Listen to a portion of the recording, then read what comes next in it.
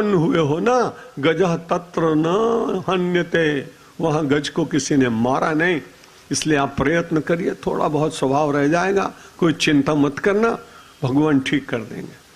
परमात्मा ने में शुद्ध करने का बड़ा अभ्यास है।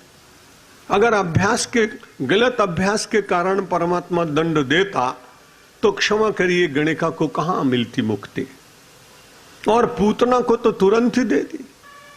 भगवान श्री कृष्ण जैसे संघर्ष में जीवन व्यतीत करने वाला भगवान कोई हुआ ही नहीं। जन्म से ही युद्ध करना पड़ रहा है, दुष्टों का संहार करना पड़ रहा है, और उस पूतना को भी भगवान ने जो विष लेकर के आई अपने स्तनपान कराने के लिए, और उसको भी उन्होंने गति दे दी। जब गति दे दी तो उसके बाद में कुछ मित्रों ने, गोपालों ने पूछा, कन्हैया तू तो बड़ा विचित्र है, वो मारने के लिए आई थी और तूने मारा भी तो पर उसे तुझे मुक्ति दे दी, देवताओं के और ऋषियों को जो स्थान मिलता है वो दे दिया। भगवान ने कहा कि तुम समझते नहीं हो, हर एक आदमी अपने स्वभाव से बना होता है ना, स्वभावो दुरतिक्रमः, स्वभाव का अतिक्रमण करना बहुत कठिन है। तूने कहा कन्हैया इसमें स्वभाव की क्या बात है? बोले पागल तुझे पता नहीं है, मेरा एक स्वभाव है कि जो मेरे सामने हो जाए ना उसके पाप खत्म कर देता हूं। अगर वो पीठ की तरफ से आती और मुझ पर प्रहार करती तो मैं उसे राक्षसी का जो मिलना चाहिए दंड वो देता, लेकिन बड़ी कठिनाई हुई, मां बन के आई, सामने मैंने उसको देखा, और सन्मुख होए जीव मोहि जबहि, जन्म कोटि अघिनाशं तबहि। भगवान की प्रतिज्ञा है कि जीव जब मेरे सन्मुख हो जाता है तो मैं करोड़ों जन्मों का पाप समाप्त कर देता हूं। इसलिए तुम्हारा स्वभाव चाहे जैसा हो, मेरा स्वभाव तो ऐसा ही है कि मेरे सन्मुख कोई आए तो उसे मुक्ति देनी पड़ती है। इसलिए पूतना को मैंने वो मुक्ति दे दी। यदि हम परमात्मा की शरण में बार बार जाते रहे तो लाभ ये होगा कि स्वभाव में परिवर्तन होगा, और यदि नहीं हुआ और उसी समय स्मरण भगवान का हो गया तो चाहे गणिका जैसा आचरण हो तो भगवान, अजामिल जैसा आचरण हो। आपने कथा कई बार भागवत में सुनी, अजामिल ने भगवान को थोड़ी बुलाया था। किसी आदमी ने सलाह दे दी कि अपने बेटे का नाम नारायण रख दे, तो उसने कहा चलो हमने तो कोई दूसरा सोचा था, रख देते हैं। उसने अपने बेटे का नाम नारायण रख दिया अजामिल ने, और जब बहुत बीमार हो गया, अस्वस्थ हो गया, मरण की वेला आ गई, तब नारायण को बुलाया। अब नारायण तो बेटे का नाम, इतने में बड़ी कठिनाई हुई कि नारायण के दूत आ गए और उसको ले गए। जब वहां पहुंचे न्यायालय में तो उनका इसको कैसे ले आए? अरे बोले महाराज हम क्या जाने, इसने नारायण नारायण किया तो धर्म, जितने धर्म के दूत थे धर्मराज के, उन्होंने कहा हम तो इनको ले आए। भगवान ने कहा चलो ठीक है, किसी तरह से भी इसने स्मरण तो किया। अकामः सर्व कामो वा मोक्ष काम उदारधि, तीव्रेण भक्ति योगेन यजेत पुरुष परम। अकाम, चाहे अकाम बहुत कठिन हो, बिना कामना के भगवान का स्मरण करना कलयुग में बहुत कठिन है। कोई न कोई छोटी मोटी कामना रही ही जाएगी। मैं भी अपने मन की दुर्बलता आपको बता देता हूं, मैं इसीलिए अच्छा हूं, लोग मुझे अच्छा मानते मैं हूं कि नहीं मुझे मालूम नहीं, लेकिन मैं प्रायः पारदर्शी जीवन जीने का प्रयत्न करता हूं अधिकांश। इसलिए किसी ने पूछा महाराज आपको भी कभी कोई कठिनाई होती है क्या?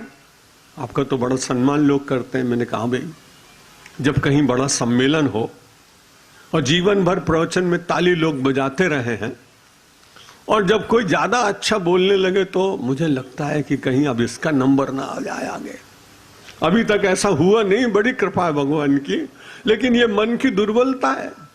इसलिए मनुष्य में कहीं न कहीं कोई दुर्बलता शेष रहेगी, आप पूर्ण पुरुषोत्तम नहीं हो सकते। और उस दुर्बलता के कारण भगवान आपको नहीं अपनाएंगे, बिल्कुल भूल जाइए। रहत न प्रभु चित चूक किए की, करत सुरत सौ बार ही की। भगवान आपकी क्रिया नहीं देखते हैं, भगवान आपका मन देखते हैं। भगवान बाह्य दृष्टि से नहीं देखते हैं, इसीलिए परमात्मा ने अपना एक नाम अंतर्यामी रखा है। बाहर से हम कितने भी अच्छे दिखाई पड़े, लोगों को ठग सकते हैं, लेकिन परमात्मा को ठगा नहीं जा सकता है। इसलिए आप जैसे हैं वैसे ही दिखाई पड़े, ऐसा प्रयत्न करते रहना चाहिए। यदि इस प्रकार का जीवन अपने समाज में सब लोग जीने लगे तो भ्रष्टाचार हो कैसे सकता है, अनाचार कैसे हो सकता है। इतनी गंदी गंदी बातें समाचार पत्रों में बहनों के प्रति छपती हैं, वो सब दृश्य कैसे हो सकते हैं? क्योंकि दो प्रकार का जीवन जीने का लोगों को अभ्यास होता जा रहा है। दुविधा में जीते और दुविधा में दोनों गए, माया मिली न राम। माया भी छिन जाती है, राम तो मिल ही नहीं पाते। इसलिए भगवान ने कहा इन दो निष्ठाओं में जो तुम्हारी निष्ठा हो वो ठीक। लोकेस्मिन् दुविधा निष्ठा पुरा प्रोक्ता मया नघ ज्ञान योगेन सांख्यानाम कर्म योगेन योगिनाम न कर्मणाम अनारंभात नैष्कर्म्यम पुरुषोष्णुते। कोई भी पुरुष संसार में बिना कर्म करते हुए उसको शांति नहीं मिल सकती, उसको उसके कर्म का क्षय नहीं होगा ना। अगर आप कर्म नहीं करेंगे तो क्षय कैसे होगा? इसलिए कर्म का क्षय भी कर्म के द्वारा ही होता है। एक महात्मा ने बड़ी अच्छी बात कही कि चलते चलते पैर में कांटा लग गया। अब जब पैर में कांटा लग गया तो उसको निकालेंगे कैसे? एक किसान से कहा भाई मेरे पैर में कांटा लग गया। तो उसने कहा मेरे पास तो हल है, मेरे पास लोहे की और चीजें हैं, मैं आपका कांटा कैसे निकाल सकता हूं। लेकिन वो किसान की पत्नी वहीं बैठी थी, बड़ी सज्जन थी। उसने कहा आपको कांटा लग गया है, मैं निकाल दूंगी। कैसे? मेरे पास एक आलपिन है और मैं उससे सेफ्टी पिन है मेरे पास, जो उसने अपने बालों में लगा रखी थी। उसने निकाला और निकालने के बाद कांटे से कांटा निकाला, तब एक प्रॉवर्ब बन गया, कंटके नैव कंटकम। कांटा कांटे से ही निकलता है। इसलिए कर्म यदि नहीं करोगे तो कर्म का क्षय कैसे होगा? इसलिए कर्म करते समय एक विचार जरूर रहना चाहिए, उसमें द्वेष न हो, उसमें राग न हो। उस कर्म के द्वारा मेरा परमात्मा प्रसन्न हो, मेरा इष्टदेव राजी हो, इस प्रकार का विचार आएगा तो और नच संन्यासना देव सिद्धिम समति गच्छति। फिर कोई आदमी कहे कि संन्यास ले लेंगे, तो संन्यास लेने में ठीक तो बहुत अच्छी बात है। मैं बिल्कुल सही बात बताता हूँ। किसी मठ पर कोई गया था, परिवार में बड़ा झगड़ा होता था और वो बड़ा भला आदमी रहा होगा, मुझे तो मालूम नहीं।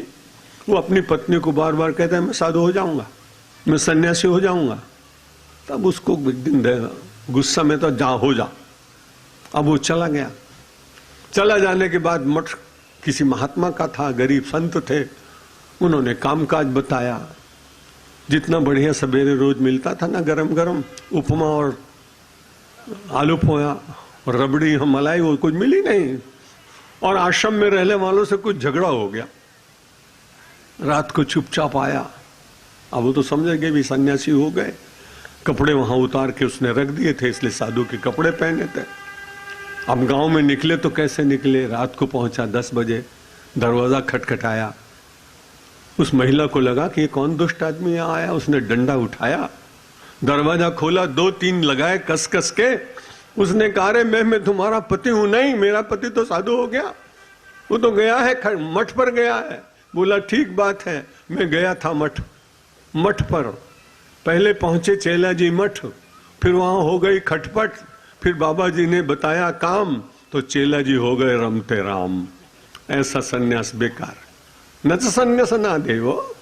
केवल सन्यास के द्वारा मनुष्य कुछ प्राप्त करना चाहे तो भगवान ये कहते हैं कि भाई उससे मिलेगा नहीं, इसलिए धीरे धीरे कर्म करो। और कर्म करते हुए तस्मात् सर्वेषु कालेषु मां मनुस्मर युद्ध चो। क्या बढ़िया बात कही भगवान ने कि कर्म करते हुए फिर कोई सूत्र दीजिए जिससे मैं काम करते हुए भी आपकी भक्ति कर सकूं। तो भगवान गीता में पहले कह चुके हैं अन्य अध्यायों में कि तस्मात्, इसलिए सर्वेषु कालेषु, सवेरे शाम को नहीं, प्रातः और सायंकाल नहीं, जितना जीवन का जागृत अंश है। जब आप सो गए तो आपके हाथ में नहीं, लेकिन जब तक आप जगते रहे हाथों से काम करिए, कोई कठिनाई नहीं। लेकिन बार बार अपने मन को अपने आराध्य के पास ले जाने का प्रयत्न करिए। बार बार प्रयत्न करेंगे तो अपने आप परमात्मा के साथ राग हो जाएगा। अभी जो राग संसार के प्रति है उसको बदलना ही तो है, कोई कठिन काम तो है नहीं। आज मैं एक छोटे से गांव में गया था, ईडर के पास। बड़े एक अच्छे संत हैं, कल बहुत आग्रह किया कि महाराज आप नहीं आएंगे तो हमारा यज्ञ अधूरा रहेगा। बड़ा सामान्य सा संत 1100 कुंड का यज्ञ कर रहा है, 67 दिन तक चंडी पाठ होगा, 400 ब्राह्मण थे, 2.25 करोड़ रुपए खर्च किए जाएंगे। जब मैं गया वहां गुजराती में मैंने प्रवचन किया 20 मिनट। यहाँ तो बड़े सब साक्षर लोग हैं प्रभुदास भाई जैसे, इसलिए मैं गुजराती में प्रवचन नहीं करता हूँ, एक आधा सेंटेंस बोल देता हूँ। पर वहां तो गांव था, वहां हिंदी बोला ही नहीं बिल्कुल। बधा ने एम लाग्यो कि तो मैं गुजराती छे। किसी ने पूछा नहीं, अच्छी बात हुई। और मैं 20-25 मिनट में 5 घंटे समय लगा, लेकिन मुझे बहुत अच्छा लगा कि कैसा अच्छा संत है, इतने छोटे से गांव में इतना बड़ा आयोजन कर रहा है। 3 आदमी ऐसे उसके अनुयायी मिले तो मैं तो उनको देख करके बड़ा भाव गदगद हो गया। मैंने कहा बाबा ये 2.25 करोड़ रुपए कैसे आएंगे? तो बोले देखो ये आदमी खड़े, इनसे पूछो। उन लोगों ने कहा दान पुण्य आएगा, चंदा मिलेगा, और मेरे गुरुजी का यदि यज्ञ पूरा करना हो, आवश्यकता पड़ेगी तो मैं अपनी जमीन बेच दूंगा। गांव का किसान साधारण अपनी भूमि बेचकर भी सत्कर्म करने की इच्छा इस देश में मिलेगी, दूसरी जगह नहीं मिलेगी। निवेदन ये कर रहा था, इसलिए आप कर्म करें। संन्यास की अवस्था बाद में आती है। हमारे यहां वैसे भी शास्त्र में कहा ब्रह्मचर्यम परिसमाप्य गृही भवेत। ब्रह्मचर्याश्रम को पूर्ण करके गृहस्थाश्रमी बनी है। गृही भूत्वा वनी भूत्वा, गृहस्थाश्रम को जाने के बाद में गृह बनी भवेत, बनी भूत्वा प्रव्रजेत। पहले बालक युवावस्था में, फिर गृहस्थाश्रम में, फिर वानप्रस्थाश्रम में, और फिर बाद प्रव्रजेत, फिर संन्यास लीजिए। तो स्वामी विवेकानंद से किसी ने पूछा कि महाराज आपका तो ये विधान ये ऐसा है, ब्रह्मचर्यम परिसमाप्य गृही भवेत, गृही भूत्वा वनी भवेत, वनी भूत्वा प्रव्रजेत। आप सन्यासी कैसे हो गए? आपने तो शास्त्र की आज्ञा का उल्लंघन किया। स्वामी जी ने कहा तुमने इतना ही पढ़ा, उसमें लिखा हुआ है आगे, यदि वेद रथाः, यदि किसी को संसार की अनित्यता का ज्ञान हो जाए तो ब्रह्मचर्याद्वा गृहाद्वा वनाद्वा प्रव्रजेत। तो वो गृहस्थ आश्रम में जाए न जाए, ब्रह्मचर्याश्रम से ही सीधा सन्यासी हो सकता है, लेकिन बहुत कठिन मार्ग है। और इस समय तो कलिकाल में सन्यास लेना बहुत अच्छा है नहीं। मैं तो ले चुका हूं, मुझे भगवान निभाने की शक्ति दे रहे हैं, पर आप बहुत चेष्टा मत करिएगा। आप जहां हैं वहां रहिए, उसको संभालिए, उसको संवारिए, उसको सजाइए, और उससे आपको बड़ा लाभ होने वाला है। क्योंकि मनुष्य का तन भगवान ने बड़ी कृपा करके दिया है, रोज आप सुनते भी हैं। और जब कर्म करें तो करें क्या, कुछ दोष आते हैं, उन दोषों का निवारण भी करते चले जाइए। षट दोषा पुरुषेणे हो हातव्या भूतिमिच्छता निद्रा तंद्रा भय क्रोधम आलस्यम दीर्घ सूत्रता। ये 6 दुर्गुण है। ये 6 वस्तुएं जो है कर्म को सुंदर कर्म नहीं रहने देती हैं। इससे विभूति आपको नहीं मिलेगा, सफलता नहीं मिल पाएगी। इसलिए कहा नीतिकारों ने षट दोषाः, 6 दोष हैं। हातव्या, उनको दूर करना चाहिए, उन्हें मिटा देना चाहिए। सब लोगों को नहीं, भूतिमिच्छता, जो लोग आनंदमय जीवन जीना चाहते हैं, जो विभूतिमय जीवन जीना चाहते हैं, जो परमेश्वर के ऐश्वर्य में जीवन जीना चाहते हैं, उन लोगों को 6 दोष मिटा देना चाहिए। निद्रा, समय पे सोइए। भगवत गीता मना नहीं करती कि सोइए मत, लेकिन युक्ताहार विहारस्य युक्त चेष्टस्य कर्मसु युक्त स्वप्नावबोधस्य योगो भवति दुःखः। कर्मयोग करते करते आपका जीवन योगमय हो जाएगा। पतंजलि के योग की बात है, वो भी करते रहना चाहिए, उससे शरीर ठीक होगा। लेकिन गीता का योग ये है कि युक्ताहार, उतना खाइए जितना उचित। डांगरे महाराज जी की कथा में मुझे बड़ा भाग्यशाली सन्यासी हूं, उनकी कथा का उद्घाटन मुझे करने का अवसर मिला गुजरात विद्यापीठ के मैदान में। और एक कथा का उदाहरण मैंने उनके गांव के बिल्कुल निकट बड़ौदा के पास में और उंडेरा गांव में। उस समय बाप जी ने मुझे कहा, शास्त्री जी ने, कि महाराज मेरे पिताजी ने आपका प्रवचन सुना, उनको बड़ा अच्छा लगा। मुझे उनके माता और पिताजी का भी दर्शन करने का सौभाग्य मिला। दंडी स्वामी था, शंकराचार्य पद पर था। तब डांगरे महाराज ने कहा कि मेरे माता पिताजी की इच्छा है कि आप दांडिया बाजार में मेरे घर पे आओगे क्या? अरे इतना बड़ा महापुरुष और मुझे इतनी नम्रता से बुला रहा।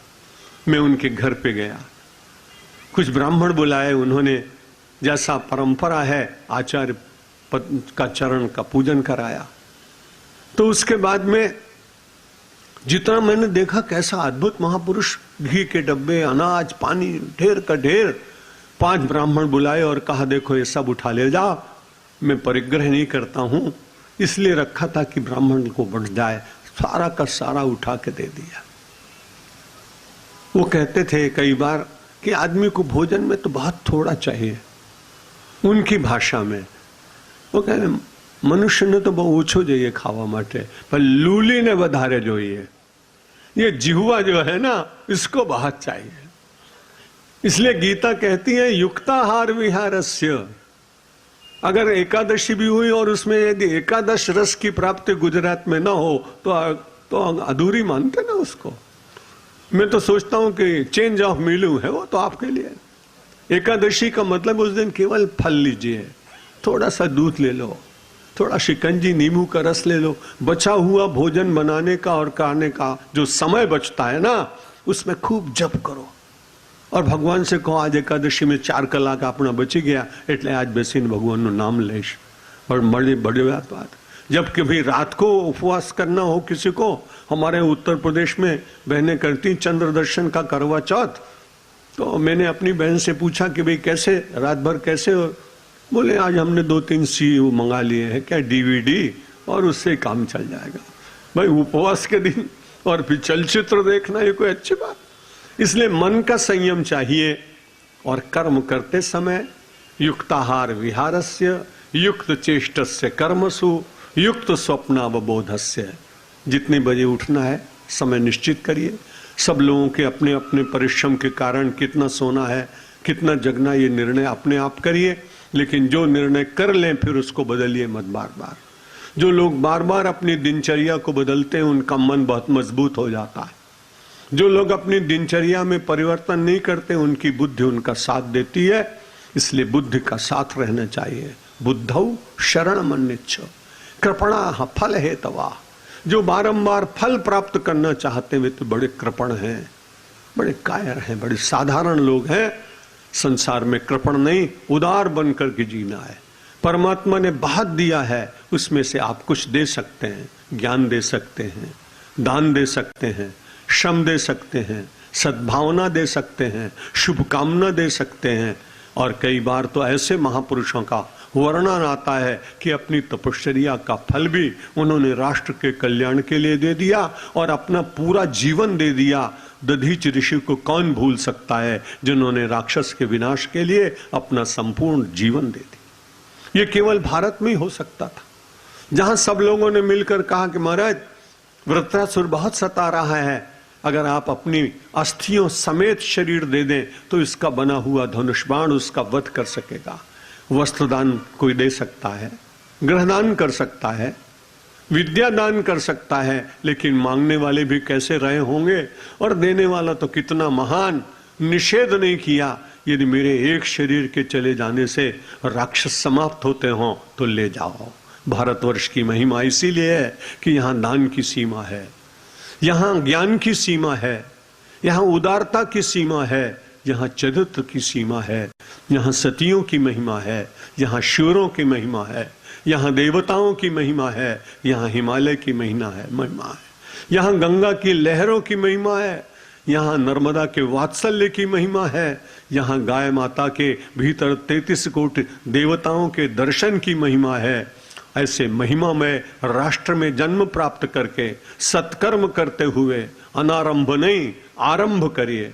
साधारण लोग होते वो कर्म करते नहीं, सोचने पता नहीं होगा कि नहीं होगा।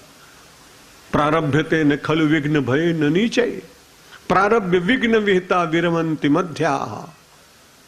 लेकिन जो श्रेष्ठ लोग होते हैं विघ्नई पुनः पुनरपि हन्यमाना प्रारभ्य चोत्तम जना न परित्यजन्ति।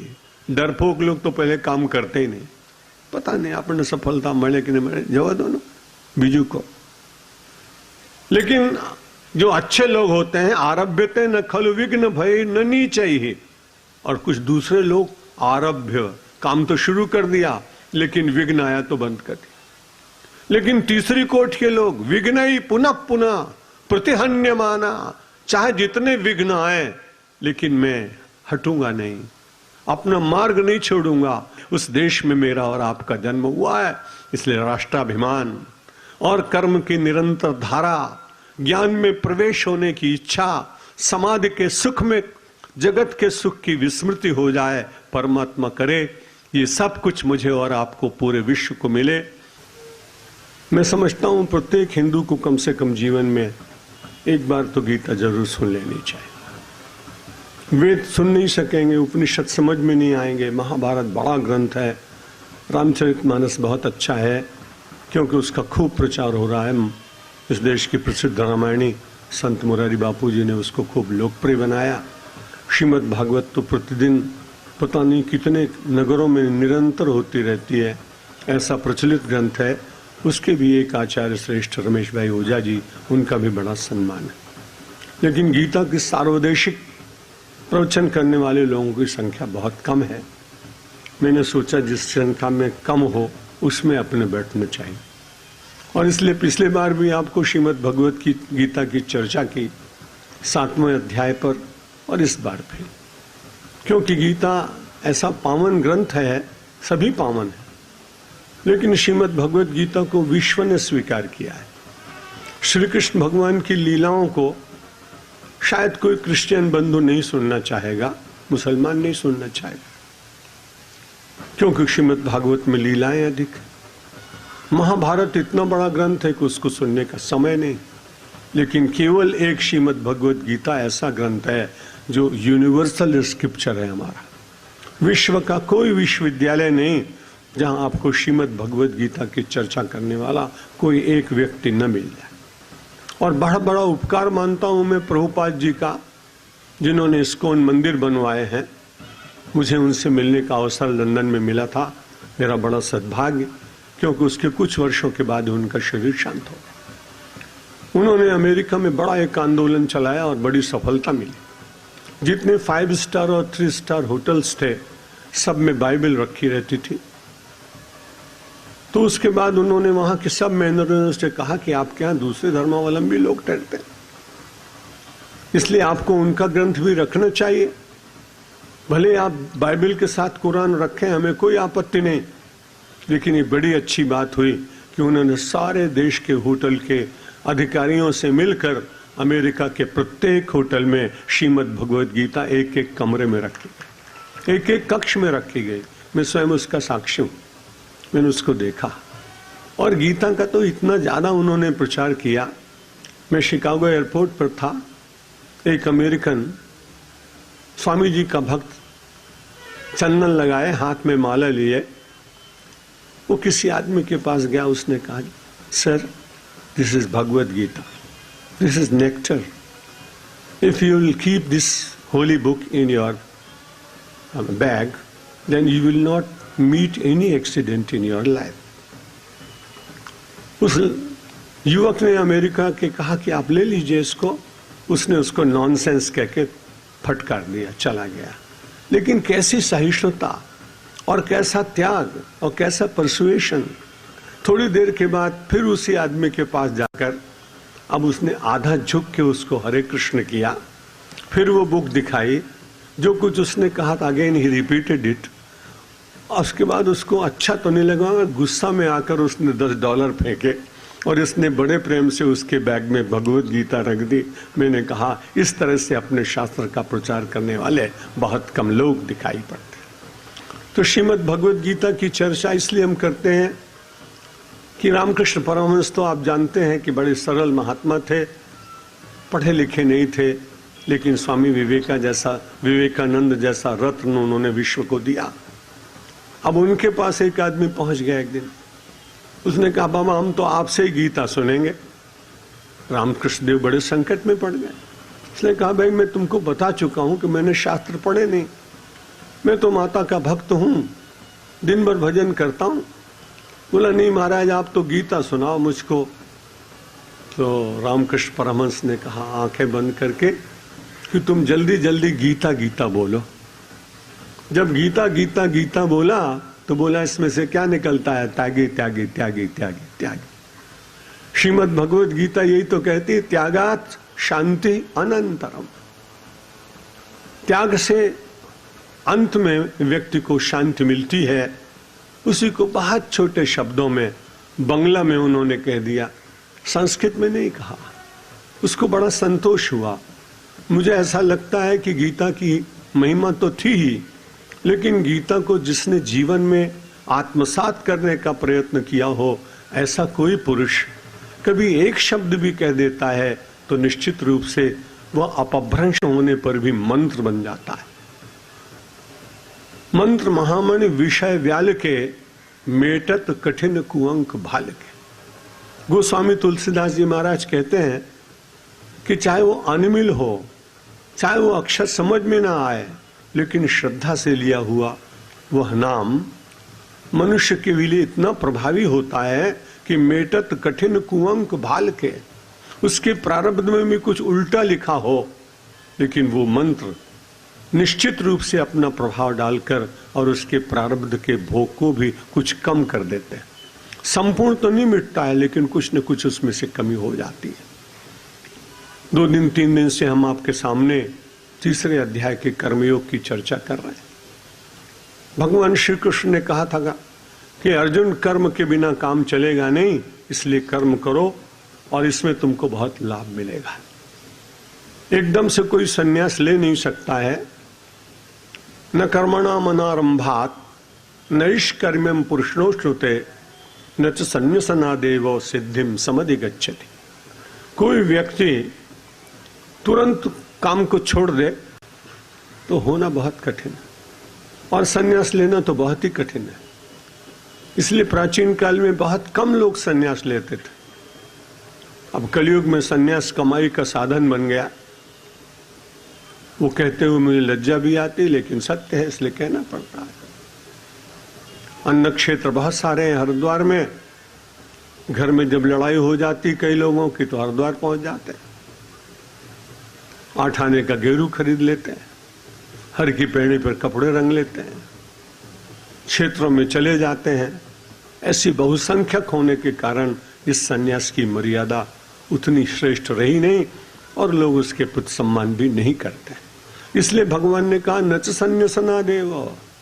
केवल सन्यास लेने से आपको कोई बड़ा लाभ होने वाला नहीं है। सिद्धिम समधिगच्छति, कोई सिद्धि प्राप्त नहीं होगी। इसलिए मन का सन्यास बड़ा सन्यास। इसी के संबंध में कहीं अन्यत्र दूसरे अध्याय में भगवान ने कहा कि काम्यानाम कर्मणाम न्यासम सन्यासम कवयो विदुः। जो बड़े बड़े विद्वान हैं, कवि हैं, श्रेष्ठ हैं, उन लोगों ने काम्यानाम कर्मणाम न्यासम, धीरे धीरे कामना पूर्ण किए हुए कर्म को अकाम बनाने का यदि आप प्रयत्न कर डालें तो वो कर्म आपको दुख नहीं देगा। आपको उसमें से बहुत शांति मिलेगी कि कामनाहीन कर्म है। कामना पूर्ण कर्म और कर्तव्य पूर्ण कर्म, इसमें अंतर है। कर्तव्य मानकर जो काम किया जाता है उसको पूर्ण कर लेने के बाद व्यक्ति के भीतर एक आत्मसंतुष्टि जागती है। कामना पूर्ण कर्म करने के बाद कामना पूर्ण नहीं हुई तो न तो दिन में भोजन हजम नहीं होता और रात को नींद नहीं आती। इसलिए तो बहुत अच्छा उपाय भगवान ने बताया, न च संन्यासनादेव सिद्धिम समधिगच्छति। गीता की सिद्धि वो सिद्धि नहीं है जिसमें हाथ में से कोई सोने की अंगूठी निकाली जाती है। गीता की सिद्धि वो सिद्धि नहीं है जिसमें आदमी बैठकर आने वाले व्यक्ति के हृदय को पढ़ने का प्रयत्न करता है। गीता की सिद्धि वो सिद्धि नहीं है जिसमें आदमी कोई उड़ जाता है। गीता की सिद्धि है समत्व योग। आपका मस्तिष्क, आपकी बुद्धि, आपका कर्म, आपका जीवन समत्व योग में रहे। और उसी को फिर महात्मा गांधी जी रोज पाठ कराते थे चाहे तो आप बुद्धि का समत्व योग कह लें और चाहे उसको आप स्थित प्रज्ञ कह लें, दोनों पर्याय हैं, दोनों का अर्थ लगभग एक जैसा है। भगवान ने कहा इसलिए तुम धीरे धीरे कर्म करने का प्रयत्न करो, और अगर आप कर्म ना भी करें तो अगले श्लोक में बड़ी सीधी सी बात भगवान ने कही कि नहीं कश्चित क्षणमपि जातु तिष्ठत्य कर्मकृत कार्यते है वशक कर्म सर्व प्रकृति जैर्गुण। हर एक आदमी की अपनी अलग अलग प्रकृति होती है। जितने लोग हैं भगवान की यही तो विशेषता दिखाई पड़ती है। किसी व्यक्ति ने मुझसे पूछा आप भगवान को क्यों मानते हैं? श्रद्धा से मानता हूं एक अलग बात, और उस तार्किक व्यक्ति ने मुझसे कहा आप भगवान को क्यों मानते हैं? मैंने कहा मैं भगवान को इसलिए मानता हूं कि 6 अरब प्राणियों में से किसी का चेहरा ज्यों का त्यों किसी से मिलता नहीं, इतने मॉडल तैयार करने वाला कोई दूसरा चित्रकार दुनिया में हुआ नहीं, इसलिए मैं भगवान को मानता। उधर तो वो अलग आकृति देता है और साथ साथ प्रकृति भी देता है। आपके घर में 4 पुत्र हैं, एक को संगीत में रुचि है, एक को खेल में रुचि है, एक को पढ़ने में रुचि है और एक को सोने में रुचि। भोजन वही है, घर वही है, माता वही, पिता वही है, परिवेश वही, लेकिन इन चारों के भीतर जो अलग अलग रुचियां हैं, ये प्रकृति, इस प्रकृति का वह निर्माण सबसे पहले भगवान ने किया। फिर धीरे धीरे हमने आपने कर्म किए, कर्म से प्रारब्ध बना, प्रारब्ध का कुछ पुण्य से क्षय हो गया, कुछ शेष रह गया, इसलिए वो साथ चला आता है। अब प्रारब्ध का क्षय पूरी तरह हो जाए तो बड़े भाग्यशाली लोग हैं। आपने कि मान लीजिए कि बैंक से लोन लिया, आप चुकाते रहे, अचानक आपके शरीर छूट गया तो योग्य उत्तराधिकारी आपके उस ऋण को चुकाने के लिए तैयार रहेगा और दे देगा। लेकिन मानो वो ऋण नहीं चुका तो शेष रहेगा। आप भले उसको न दे जाएं, लेकिन उसको देना तो किसी न किसी जन्म में पड़ेगा। ठीक इसी तरह से हम अपने प्रारब्ध के बहुत सारे कर्मों का क्षय सत्कर्म के द्वारा करते चले जाते हैं, लेकिन बाद में जो कुछ कर्म शेष रहते हैं वो तो उसी प्रकार से मिलेंगे। आप न लेना चाहें तो भी मिलेंगे। आप ये बैंक को कह दे कि हमने एफडी ली है, हम इसका ब्याज नहीं लेंगे, पर ब्याज तो आपके खाते में जो आपका सेविंग बैंक होगा उसमें चढ़ता जाएगा। आप ये कहें कि हमने कर्म किया और कर्म का फल हमें नहीं मिले, ये संभव नहीं। जैसे आपके जमा रुपए का ब्याज जबरदस्ती आपको मिलता है, वैसे किए हुए कर्म का फल आपको जबरदस्ती भोगना ही पड़ेगा। कभी कभी कोई क्वचित हजारों लाखों में कोई ऐसा महापुरुष मिल जाए जिसने भगवत दर्शन किया हो और जिसके भीतर सिद्धि भी हो, शक्ति भी हो। क्योंकि आप जानते हैं कि स्वामी विवेकानंद मूल रूप से सन्यासी नहीं बनना चाहते थे। वो केवल अपने मित्रों के साथ में उनको देखने के लिए गए थे। उन्होंने कहा मेरे 2-4-10 मित्र पढ़े लिखे जाते हैं, और पहले दिन जब विवेकानंद गए और उन्होंने रामकृष्ण परमहंस को देखा तो बड़ी विचित्र बात है। वो आए और मित्रों से कहा तुमने तो अपना समय खराब किया ही किया, मेरा भी समय तुमने खराब किया। ऐसे पागल आदमी में क्या देखने का था जो तुम ले गए? विद्यार्थी कुछ बोले नहीं, मन को कष्ट तो हुआ उनको। उन्होंने कहा अब तुम मत आना। अब शनिवार बीत गया, रविवार आया तो उन मित्रों के पास विवेकानंद जी आए, नरेंद्र नाम है उनका। उन्होंने कहा तुम लोग आज फिर जा रहे हो क्या? तो बोले चलो मैं भी चलता हूं। तो उन्होंने कुछ कहा नहीं, क्योंकि उनको बुरा लगा था। जब वहां पहुंचे तो पहुंचने के बाद स्वयं रामकृष्ण परमहंस ने कहा ओ युवक, तू फिर से पागल का दर्शन करने आ गया। बस जैसे ही उन्होंने कहा वो उनकी आंखों में आंसू आ गए। नरेंद्र ने कहा बाबा मैं सन्यास लेने आया नहीं, मेरी माता के भरण पोषण का प्रबंध मुझको करना है, मेरे पिता का देहांत हो गया है, इसलिए महाराज यदि आप सिद्ध पुरुष हैं तो मुझे नौकरी दिला दीजिए। आज से 125 वर्ष पहले भी ये एम्प्लॉयमेंट की तकलीफ तो थी। स्वामी विवेकानंद अपने को जॉबलेस अनुभव कर रहे हैं और वहां जाकर प्रार्थना करते हैं। तो रामकृष्ण देव ने कहा कि तेरी माता का भरण पोषण करना यही तो समस्या है ना तेरे सामने। हाँ महाराज, उसी के लिए तो मैं आपसे नौकरी मांग रहा हूं। तो तुम तो जानते हो मैं बहुत साधारण आदमी हूं, बड़ी दरिद्रता में जिया हूं, मेरे परिवार में कुछ है नहीं, मैं तुम्हें क्या दे सकता हूं, लेकिन मेरी माँ पे बड़ा भरोसा है, तू काली से मांग। और वो दक्षिणेश्वर के मंदिर में काली में जाकर काली के दर्शन करते करते और स्वामी विवेकानंद ने कहा, माँ तू मुझे भक्ति ज्ञान वैराग्य दे दे। वो लौट के आए, उन्होंने कहा माला मिली नौकरी? बोले बाबा नहीं मिली। तो 3 बार मांगो। दूसरी बार गए, तीसरी बार गए, हर बार मुंह से वही निकला। आने के बाद अपने मित्रों को कहा, मैंने तो खाली पागल ही कहा था, पर पागल कहने का इतना बड़ा दंड मुझे मिलेगा मैं सोच नहीं सका था। मेरा संसार ही गायब कर दिया इस महापुरुष ने। रामकृष्ण देव ने कहा, चिंता मत कर, जिस काली माता के सामने तूने भक्ति ज्ञान वैराग्य मांगा है, उस काली का माँ को पता है कि तेरी माँ की व्यवस्था कैसे करनी। थोड़ी देर के बाद दक्षिणेश्वर के मंदिर की बनाने वाली रानी रासमणी जी आई, बाबा को प्रणाम किया। ठाकुर ने कहा, आज तक मैंने कभी किसी से कुछ कहा नहीं, ये नरेंद्र बहुत अच्छा युवक है। मेरे पास कितने युवक आए पर मैं आकर्षित नहीं हुआ।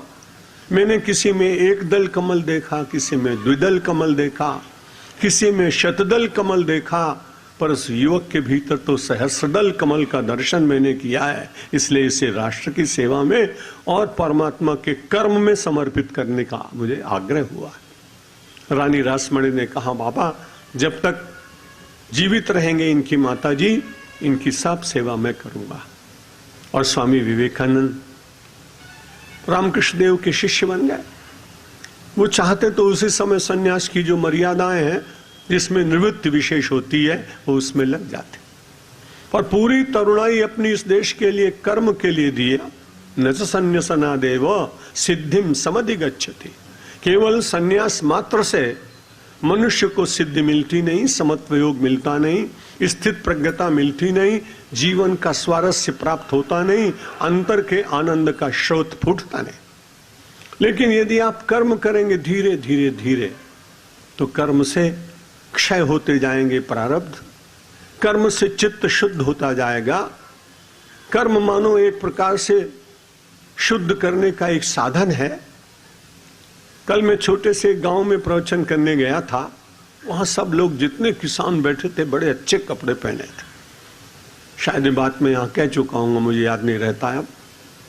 मैंने उनको कहा, आपके इतने कपड़े स्वच्छ देखकर मुझे बहुत अच्छा लगा, लेकिन सन 61 में जब मैं सौराष्ट्र में और भाल प्रदेश में, खास तौर से कोट गांगड़ इन सब जगह गए, तब लोगों के कपड़े बहुत स्वच्छ नहीं थे। अब उन लोगों के कपड़े इतने स्वच्छ देख के मैंने पूछा, उस समय आपके भी कपड़े वैसे ही रहे होंगे? बोले हाँ महाराज। तो अब इतने स्वच्छ कैसे हैं? बोले महाराज तब निरमा नहीं था, अब निरमा आ गया।